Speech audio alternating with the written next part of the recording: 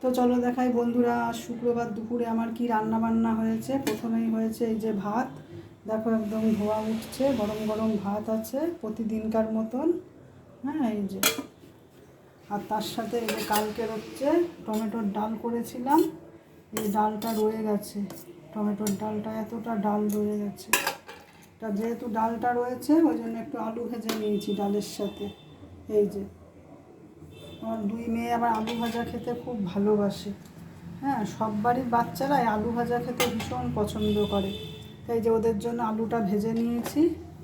আর তার সাথে যে জিনিসটা করেছি, এটা তো খেতে ভালো লাগবে, নিমেষেই হয়ে যাবে খাওয়া, কিন্তু এটা রান্না করতে অনেক সময় লাগবে, যেমন কাটতে তেমন রান্না করতে। এই যে মোচা করে নিয়েছি, এটা নিরামিষ করে মোচা করেছি, কাজু কিশমিশ সবই দিয়েছি, ঘি গরম মশলা দিয়েছি, এই যে মোচাটা করেছি, দেখেছো?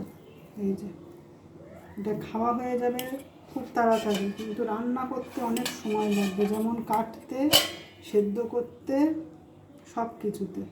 তো এই যে মোচাটা দেখে বলো তো মোচাটা কেমন হয়েছে। আর একটা জিনিস হয়েছে, এই যে দেখো চিকেন করে নিয়েছি। এই যে চিকেনটা করেছি, ঝোলই করেছি, চিকেনের আলু দিয়ে ঝোল করেছি।